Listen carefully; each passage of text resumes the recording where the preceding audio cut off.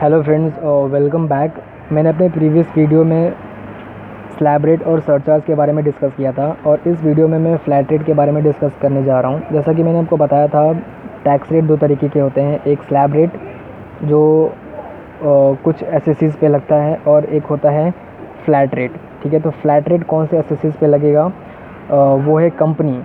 तो कंपनी दो तरीके की होती हैं, एक डोमेस्टिक कंपनी और एक फॉरेन कंपनी। तो डोमेस्टिक कंपनी जो है, जो इंडिया की कंपनीज़ हैं, ठीक है, तो जिनका अगर टोटल टर्नओवर या ग्रॉस रिसिप्ट प्रीवियस ईयर 17-18 में अप टू 400 करोड़ था, तो उनको 25% लगेगा फ्लैट रेट, अदरवाइज 30%। तो बेसिकली हम लोग 30% ही देखते हैं। तो आपको मेनली 30% याद रखना है कि अगर डोमेस्टिक कंपनी का केस आया तो उस पर फ्लैट रेट 30% लगेगा, और अगर फॉरेन कंपनी है तो 40% लगेगा।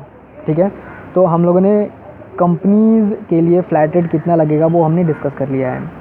अब हम डिस्कस करेंगे सरचार्ज के बारे में कि कंपनीज़ को सरचार्ज कितना लगेगा। तो सरचार्ज की एप्लीकेबिलिटी क्या है, अगेन मैं आपको रिपीट कर देता हूँ।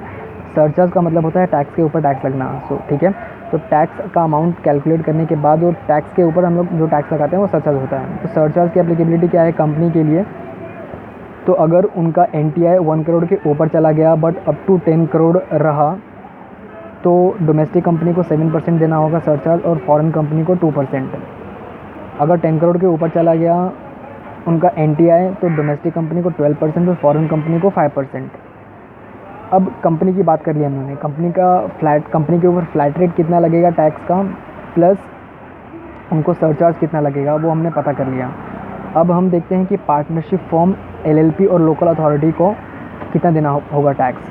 तो उनके लिए भी फ्लैट रेट लगेगा टैक्स का 30%, और उनके लिए सरचार्ज होगा अगर उनका NTI 1 करोड़ के ऊपर चला गया तो 12% ऑफ टैक्स लगेगा सरचार्ज। ओके, अब in all the above cases, मतलब जो मैंने प्रीवियस वीडियोस में एसएससीज़ के बारे में जो डिस्कस किया था, like individual, HUF, association of person, body of individual, artificial juridical person, plus इस वीडियो में मैंने जो डिस्कस किया है company, partnership form, LLP, local authority, ये सारे जितने भी एसएससीज़ हैं, सारे एसएससीज़ के केस में compulsory health and education cess applicable है एट द रेट 4%। और वो जो 4% कैलकुलेट करना होता है, हमें टैक्स के अमाउंट पे कैलकुलेट करना होता है। ठीक है, और वो टैक्स के अमाउंट में सरचार्ज भी इंक्लूड होता है।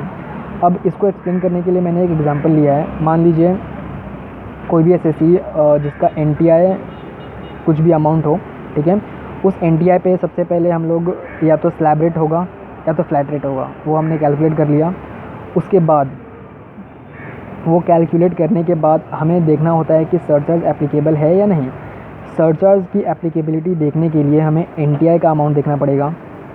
तो NTI के अमाउंट के हिसाब से अगर सरचार्ज लग रहा है तो हमें सरचार्ज लगाना पड़ेगा। ठीक है, तो सरचार्ज हम कैलकुलेट करेंगे ये अमाउंट पे। ठीक है, ये अमाउंट पे सरचार्ज कैलकुलेट होगा, ये अमाउंट टोटल आएगा। ठीक है, अब जैसा कि मैंने बताया कि health and education cess compulsory लगता ही है। ओके, तो health and education cess at the rate 4% हम कैलकुलेट करेंगे ये अमाउंट पे। तो ये अमाउंट जो है, इसमें टैक्स का रेट प्लस सरचार्ज दोनों को ऐड करने के बाद ये अमाउंट आया है, और ये अमाउंट पे हम लोग health and education cess calculate करते हैं, और जो फाइनल अमाउंट आता है वो टैक्स पेबल होता है। ओके, सो मैं कंक्लूड कर सकता हूँ कि health and education cess compulsory लगता ही है आपको। At the end health and education cess आपको लगेगा ही। आपको सरचार्ज की एप्लीकेबिलिटी चेक करनी होगी कि लग रहा है कि नहीं लग रहा है। सरचार्ज अगर नहीं लगेगा तो ये अमाउंट पे आप health and education cess calculate कर लेंगे एट द रेट 4%। अगर सरचार्ज लग रहा है तो ये अमाउंट प्लस सरचार्ज दोनों को ऐड कर लीजिए, और जो अमाउंट आएगा उस पर हेल्थ एंड एजुकेशन सेस आपको कैलकुलेट करना है।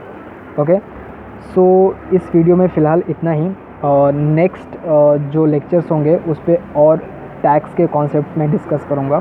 ठीक है, तो इस वीडियो में बस इतना ही। Thank you very much.